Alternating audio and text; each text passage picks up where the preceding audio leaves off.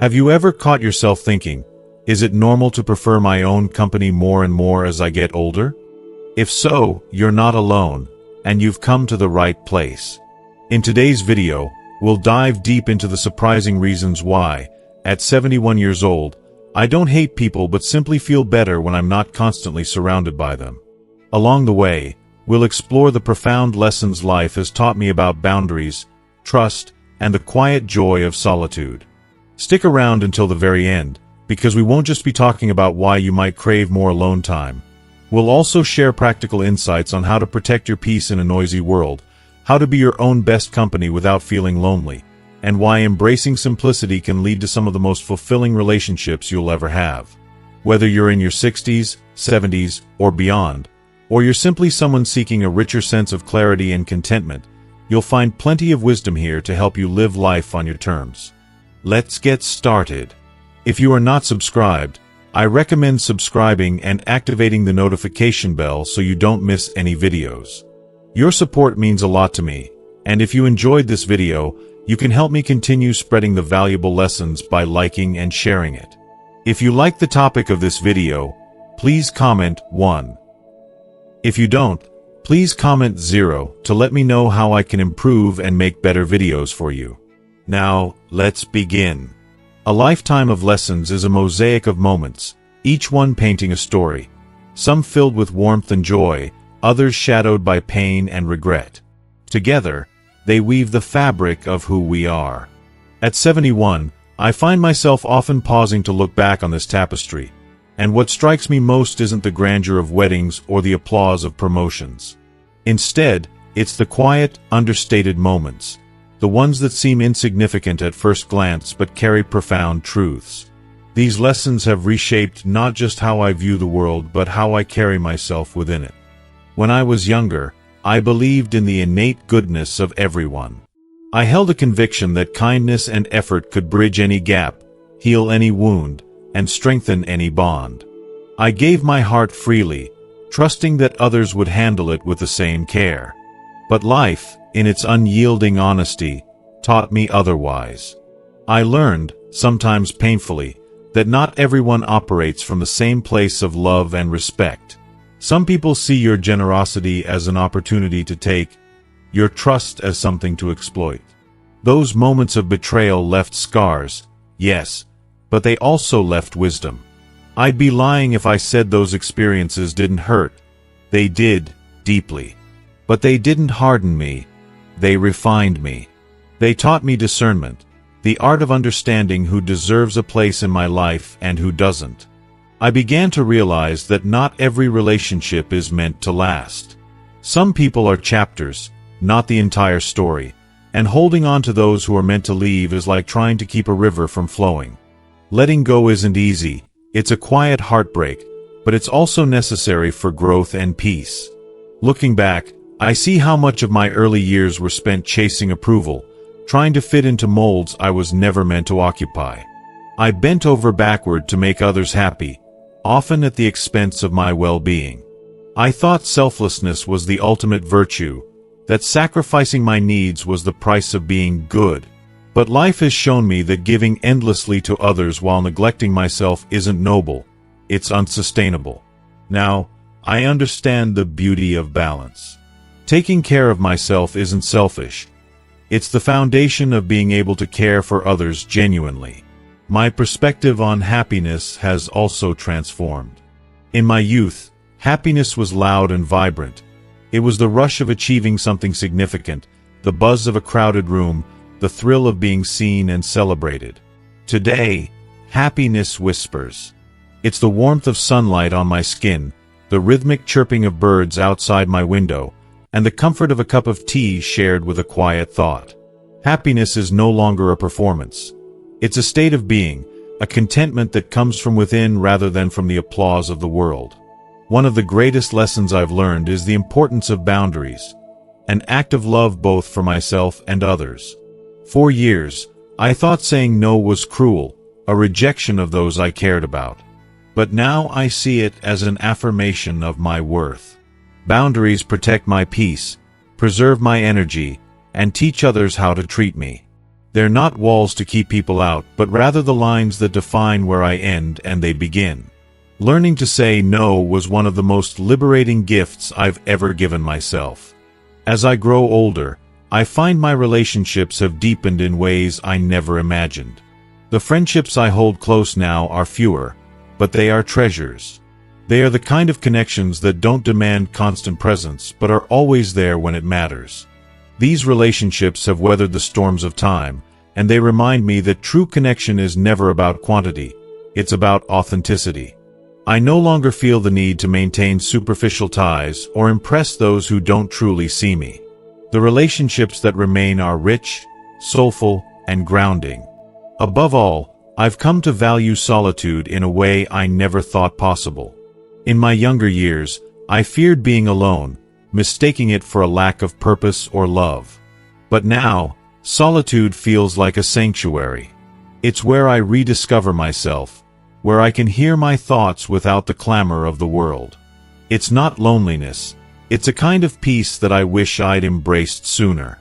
Solitude has taught me to love my own company and to find joy in the simplicity of just being. So, at 71, I've stopped chasing. I've stopped trying to be everything to everyone, stopped worrying about who approves of me, who stays, or who leaves. My life is no longer about proving my worth to others. It's about honoring it for myself. The time I have left feels too precious to spend on anything less than peace, joy, and the quiet beauty of an authentic life. And that, I've learned, is enough. As I reflect on life's shifting seasons, I've come to hold quiet moments in the highest regard. The stillness has become a sanctuary, a place where I'm not bombarded by the cacophony of expectations, obligations, and endless chatter. It's in this gentle hush that I've learned to truly listen, not to the voices of others clamoring for attention, but to the delicate whispers of my own heart. There's a profound kind of healing that happens when you sit with your thoughts, letting them breathe and unfurl without the weight of distraction. The chaos of life melts away, leaving behind an unexpected clarity. In these sacred moments of solitude, I've uncovered the core of who I am, the essence of what I value, and the courage to release the things that no longer serve me.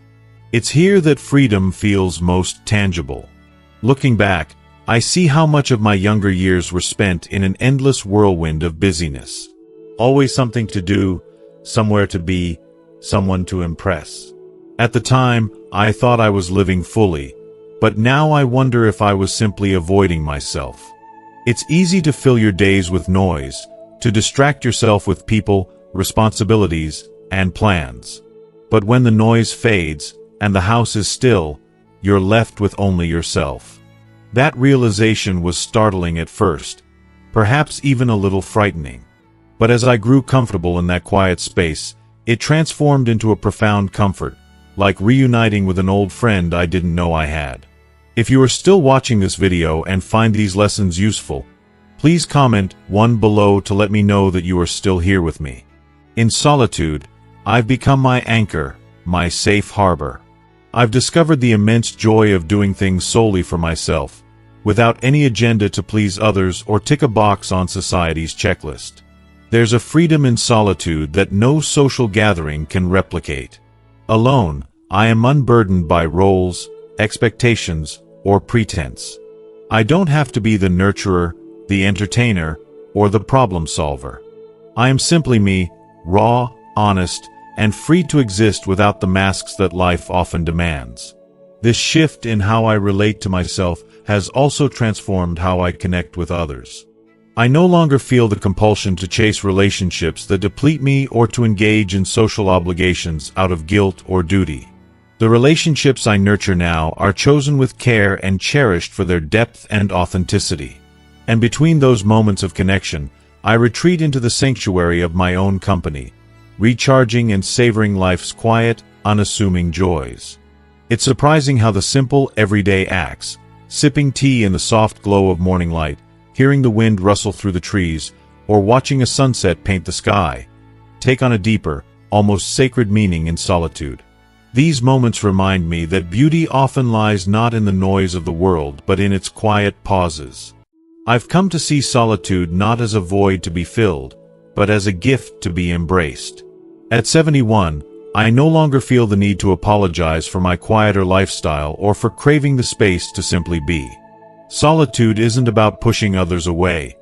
It's about pulling myself closer. It's a testament to my independence and self-acceptance. I've stopped worrying about whether others understand my choices because I've learned that the only person who truly needs to understand my journey is me. Socializing, too, has changed. There was a time when being surrounded by others felt as natural as breathing, when laughter and camaraderie brought lightness to my days. But now, socializing feels different, not less important, just different. It's as though the rhythm of connection has slowed, matching the pace of a few more attuned to reflection than to constant motion. I still cherish meaningful relationships, but I no longer crave them in the same way. I find more fulfillment in fewer, deeper connections than in a room full of faces. Solitude has shown me that being alone doesn't mean being lonely. It's taught me the strength of standing firmly in my presence, the richness of my thoughts, and the beauty of life's quiet moments. And in a world that constantly demands more connection, more activity, more everything, I found peace in giving myself the gift of less noise, less pretense, and more of the quiet, healing stillness where I can simply be. In my earlier years, socializing felt like an essential thread in the tapestry of life. It seemed inseparable from who I was and what I did, a natural rhythm of work gatherings, family reunions, and friendships that gave my days structure and meaning. I thought it was how life was meant to be lived, a whirlwind of activity and connection, where busyness equaled fulfillment. Yet, if I'm honest, I never paused to ask myself if these endless interactions truly enriched me. I floated along, carried by the currents of expectation, believing that constant engagement was synonymous with a happy and meaningful existence. Now, at 71, life looks and feels entirely different. The noise of those earlier years has quieted, replaced by a gentler clarity. I've come to realize that socializing isn't about filling a schedule or keeping up appearances. It's about fostering genuine, heartfelt connections. And those, I've learned, are incredibly rare treasures. Time has sharpened my perspective, teaching me that not every conversation leaves you better, not every person deserves your energy, and not every relationship is worth the emotional weight it can carry. This realization, while freeing, is also bittersweet. There's a certain grief in letting go of illusions, even as they make way for something more authentic. Age has given me a deeper awareness of the intricacies of human interaction, an awareness that often feels like both a blessing and a burden. I notice things I once dismissed, the subtle shifts in tone, the veiled intentions, the unspoken demands for validation. I see through the layers of insincerity that I might have overlooked in my younger, more eager self. It's a skill honed by years of experience, but it also makes socializing more fraught. I approach relationships more cautiously now, with a kind of guarded wisdom born from the understanding that not everyone deserves access to my heart or my vulnerabilities. This isn't cynicism, it's self-preservation. Another truth I've come to accept is that socializing demands an energy I can no longer summon in abundance. There was a time when I moved effortlessly from one conversation to the next, listening, empathizing, and engaging without a second thought. But now, every interaction feels like an investment, one that requires thought and care. The older I get, the more I realize how precious my energy is, and I've learned to protect it fiercely. For me, solitude is no longer a compromise. It's a necessity. It nourishes me in ways that most social situations simply cannot, providing a calm that allows me to reflect, recharge, and reconnect with myself. This shift doesn't mean I've abandoned the people in my life. Rather, I've redefined what relationships mean to me. I've shed the need to attend every gathering, return every call, or hold on to every connection out of obligation. I've stopped believing that saying no makes me unkind. Instead, I've chosen to nurture the bonds that truly matter, the ones built on trust, mutual respect, and genuine care. These relationships are my anchor, my refuge. They don't demand constant attention to thrive. They simply exist in a space of understanding and love. When I do choose to spend time with these cherished few, the moments are rich with meaning, free from pretense or expectation. I've also found joy in the smallest, most unassuming exchanges: a wave to a neighbor, a quick chat with a passerby, or a shared smile at the grocery store. These fleeting moments of connection carry a lightness that larger gatherings often lack. They remind me that human connection doesn't need to be grand or all-encompassing to be impactful. Sometimes, it's the quiet, understated moments that leave the deepest impression. At this stage of my life, socializing has become less about quantity and far more about quality. It's a quieter, more intentional practice, one that reflects the person I've grown to be. While some might see this change as withdrawing or disengaging, I see it as an evolution, a choice to live more authentically, in harmony with my needs and values. Socializing may no longer define my days, but it has taken on a deeper, more meaningful form. And in this newfound balance, I've discovered a peace I didn't even know I was searching for.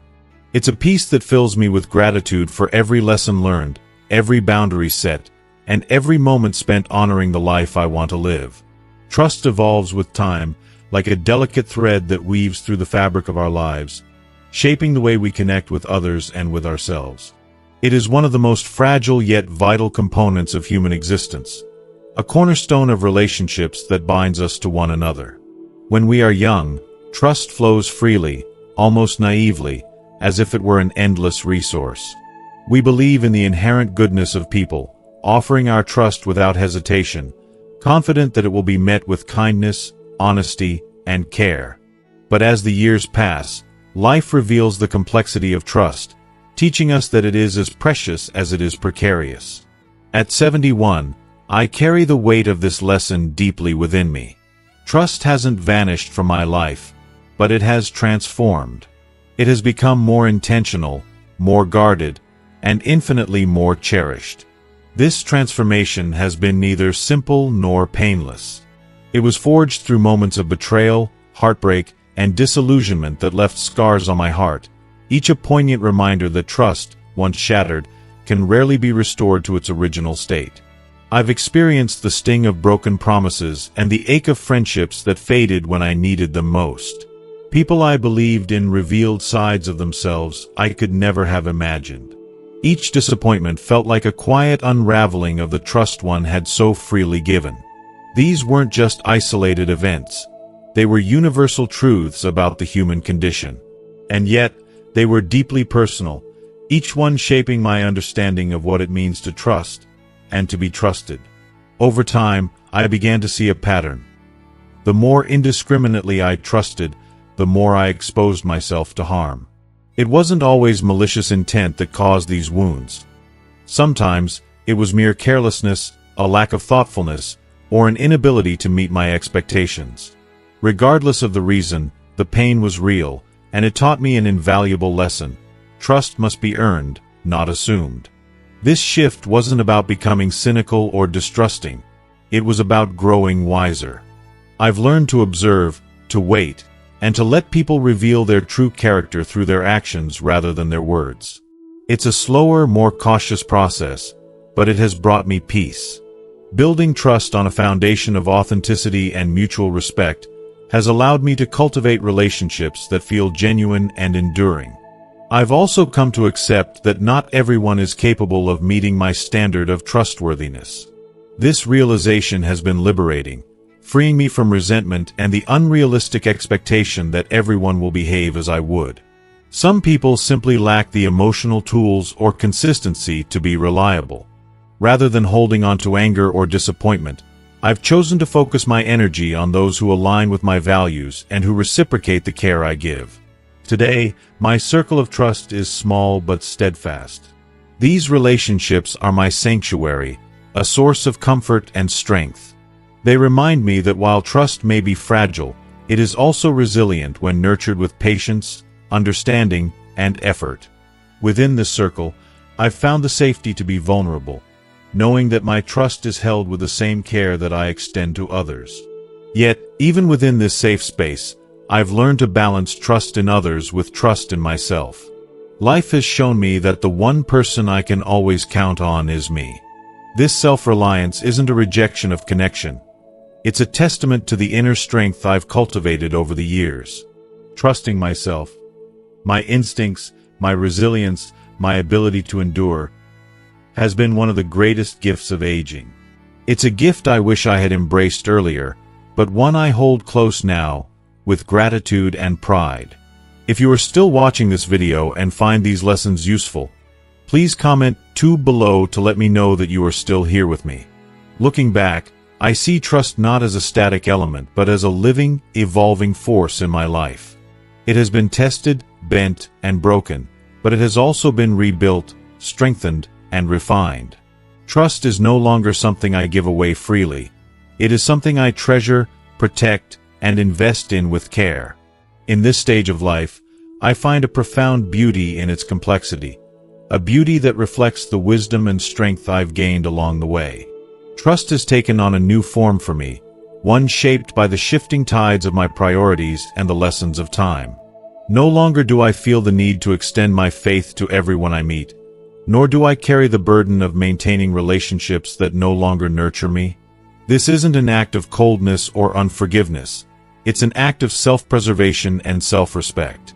At 71, I've come to realize that my time is precious, my peace sacred.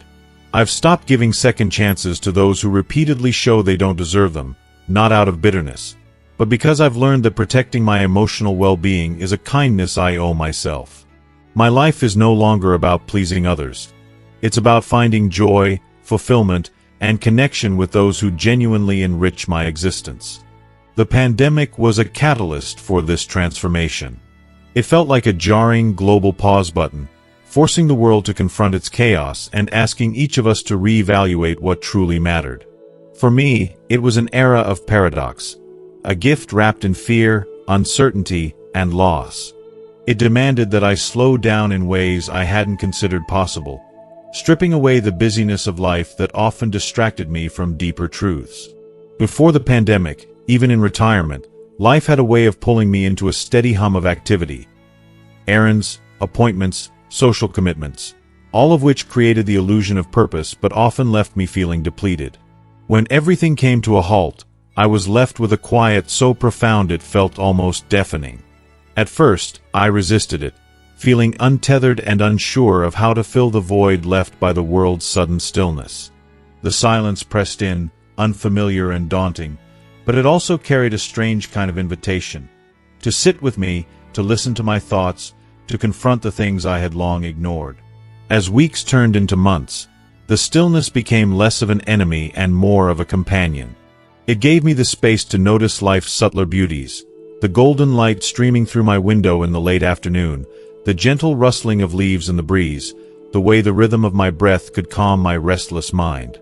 These moments of simplicity became anchors, grounding me in a sense of gratitude and wonder that I had overlooked in the rush of pre-pandemic life. It was as if the world had handed me a magnifying glass, allowing me to see the intricate beauty hidden in life's quiet corners. The pandemic also reshaped my relationships in profound ways. The usual forms of connection, family gatherings, casual chats with neighbors, the buzz of community events, were suddenly out of reach. At first, this felt like an unbearable loss, a chasm of isolation. But as time went on, I began to understand that connection isn't measured by frequency or proximity but by depth and authenticity. A heartfelt phone call, a handwritten letter, or a moment of silent prayer became treasures, far more meaningful than the surface-level interactions I had once leaned on. The relationships that remained were the ones that truly mattered, and I began to cherish them with a newfound intensity. One of the most unexpected gifts of this time was learning to appreciate my own company. Before, I might have avoided solitude, mistaking it for loneliness. But the enforced isolation of the pandemic taught me otherwise. I discovered that being alone didn't mean being empty. It meant having the freedom to explore my thoughts, to indulge in quiet joys, and to nurture a relationship with myself that I had long neglected. I found solace in the pages of books, in journaling my thoughts, and even in the simple act of sitting with a cup of tea, watching the world outside my window. This journey has left me with a profound lesson. Peace isn't found in the noise of the world or the approval of others. It's found in the stillness, in the moments where life whispers its quiet truths. It's in choosing relationships that lift you, not weighing you down, valuing yourself enough to walk away from what no longer serves you, and finding beauty in the simple, unassuming corners of everyday life.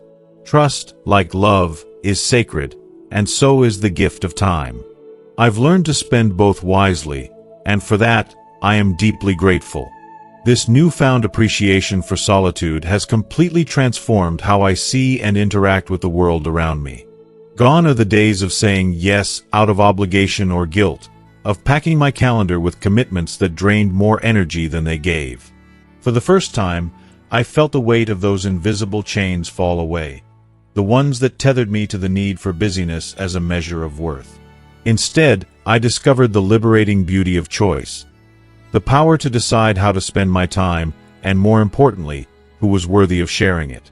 This shift didn't just bring freedom. It brought me an unexpected peace that felt like coming home to myself. The pandemic, while it brought so much heartache and uncertainty, offered a silver lining that I never anticipated. It forced me to pause, to truly examine the rhythms of my life, and ask, is this the life I want to live? What I found in that stillness was a quiet clarity. I realized that the frenetic pace of the world didn't have to dictate the tempo of my heart. I had the choice to opt out of the chaos, step into the calm, and embrace simplicity with open arms. In doing so, I uncovered a sense of fulfillment deeper than anything I had ever experienced. A kind of joy that isn't loud or fleeting but steady and grounding. As life begins to move forward again, I carry those lessons as treasures tucked close to my heart. Yes, the pandemic created distances between us, but it also brought me closer to myself in ways I didn't know I needed. I learned to find joy in the quiet moments that often go unnoticed. I discovered the incredible value of relationships that truly matter. Those rare, precious connections where understanding and love flow freely. And I learned to embrace the stillness that had always been there, waiting patiently for me to see it. What might have seemed like a time of loss has, in hindsight, become a time of profound discovery. An opportunity to redefine what a life of meaning, connection, and peace looks like. Looking back now, at 71, I see life through a lens shaped by decades of experiences, mistakes, and quiet epiphanies. The journey of rediscovering what matters most wasn't a lightning bolt moment. It was more like the slow opening of a flower, petal by petal. In my younger years, I chased so many things that I thought defined success. A bustling career, endless to-do lists, and the approval of others. I wore my busyness like a badge of honor, believing it made me important or valuable.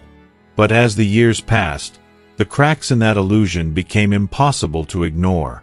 I began to see how much of my peace and happiness had been traded away for things that, in the grand scheme of life, held so little true meaning. Today, I cherish the ordinary moments that so many overlook. The laughter of a grandchild, the softness of an evening breeze, the simple pleasure of enjoying a warm cup of tea while watching the sun rise. These are the treasures of a life lived with intention. They remind me that true wealth isn't found in possessions or accolades, but in the quiet beauty of being fully present. Part of this transformation has been learning to let go. Letting go of toxic relationships, unrealistic expectations, and even parts of myself that no longer serve me. It's not easy to say goodbye to old versions of yourself. There's a bittersweet sadness in acknowledging that some chapters of your life have closed. But there's also incredible freedom in that release. A lightness that comes from knowing you are no longer tethered to what no longer aligns with who you've become. This simplicity has also redefined my relationships. I no longer feel the need to hold on to connections out of politeness or habit. I choose depth over quantity, seeking out the people who enrich my life with love, laughter, and understanding. These relationships may be fewer, but they are infinitely more meaningful. They remind me that life isn't about being surrounded by many, but being truly seen by a few. As I reflect on this journey, I feel a deep gratitude for the lessons I've learned. Life isn't about chasing. It's about savoring. It's about letting go of what weighs you down and holding close to what lifts you. It's about finding peace in the stillness, joy in the ordinary, and freedom in the choices that bring you closer to your truest self. And for that, I feel incredibly blessed. Is this normal? To feel a sense of comfort in the natural rhythm of aging, to find peace in solitude, and to crave a simpler, quieter life? For years, I questioned whether others felt the same pull, the desire to move away from the hustle, to grow more selective in relationships, and to embrace tranquility over busyness. It wasn't until I began to embrace this season of life that I realized how deeply shared these feelings are, even if we rarely voice them. Aging doesn't diminish us. It allows us to see life through a clearer lens, to shift our focus from what's fleeting to what truly matters. When we're young, the world seems like a stage, and we are actors performing for applause. We chase dreams with urgency, driven by the belief that our worth is measured by how much we accomplish and how many people notice. Life feels like an endless race, where the next milestone is always just ahead, and the finish lines blur into one another. But something transformative happens as the years go by. The urgency fades, and we begin to question the race itself. Do we truly need to run so fast? Are we even headed in the right direction? And perhaps most importantly, do we need to keep running at all? For me, this shift came slowly, like the first light of dawn. It wasn't a sudden epiphany, but a gradual awakening. I began to notice the beauty in slowing down, in stepping off the track altogether. The endless to-do lists that once governed my life started to feel less important. Achievements that had once seemed vital began to lose their hold. Instead, I found myself drawn to the things I'd overlooked in my hurry. The sound of rain on the roof, the comfort of a good book, and the joy of sitting quietly with my thoughts. These moments, once dismissed as trivial, became the foundation of a life that felt deeply fulfilling. If you are still watching this video and find these lessons useful, please comment 3 below to let me know that you are still here with me. At first, this change felt unsettling. Society sends us relentless messages that aging means staying productive, staying involved, and staying visible. We're told that stepping back is akin to giving up. But I've come to see this as one of the greatest lies we're fed. Aging isn't about retreating. It's about realigning. It's about letting go of the roles and expectations that no longer serve us and embracing the freedom to live authentically. It's not about doing less, but about doing what truly matters. This stage of life has become, for me, a kind of homecoming. It's a return to myself, a peeling away of the layers I once wore to please others or fit in. I've stopped asking whether I'm keeping up with the world and started asking more meaningful questions. Am I content? Am I present? Am I living in a way that feels true to me? These questions have guided me toward a life that feels less about proving and more about being. And in this being, I've found a richness I never knew was possible. Aging, I've discovered, has a way of simplifying things. It strips away the noise and the clutter, leaving behind only what is essential. It sharpens our focus, not on the next big thing, but on the small, everyday moments that make life extraordinary. The warmth of the sun on my face, the comfort of a familiar routine, the laughter of a grandchild. These are the treasures that have always been there, waiting for me to slow down and notice. They don't demand recognition or achievement. They simply are, and that is enough. One of the most liberating aspects of this stage is the clarity it brings. I've let go of the need to prove myself to anyone, including myself. I no longer measure my worth by external markers of success. Instead, I've embraced the beauty of imperfection, the peace of knowing that life doesn't have to be extraordinary to be meaningful. It's in the ordinary moments that I've found the deepest joy. This journey isn't without its challenges. Letting go of long-held beliefs about productivity and worth can be difficult. There are days when the world's voices still creep in, whispering that I should be doing more. But those voices grow quieter with time, replaced by a deeper, more compassionate voice within. It tells me that it's okay to rest, to say no, to choose solitude when I need it. It reminds me that my value isn't tied to how much I do, but to how fully I live.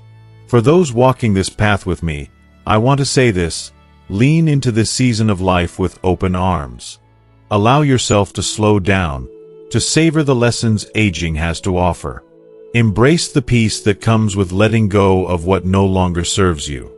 Take joy in the small, quiet moments that make life rich. And most importantly, live on your terms. There is no right or wrong way to age, only your way, shaped by the wisdom you've earned and the truths you hold dear. This isn't the end of the journey. It's a new chapter, one filled with depth, clarity, and love. Aging is not a loss. It's a gift, an invitation to live more authentically and intentionally than ever before. So yes, it's normal to find peace in the natural flow of aging. It's not just normal, it's one of life's greatest blessings. And for that, I am endlessly grateful. As we come to the end of this journey together, I want to leave you with a moment of reflection. Aging is a deeply personal experience, yet it connects us all in profound ways. We've explored the beauty of slowing down, the importance of letting go, and the quiet joy of living life on our terms. Now, I want to ask you, what have you learned so far? Take a moment to think about one thing from this video that resonated with you. Something you feel inspired to bring into your own life. Maybe it's finding peace in solitude, cherishing the small joys, or releasing the weight of expectations. Whatever it is, I'd love to hear from you.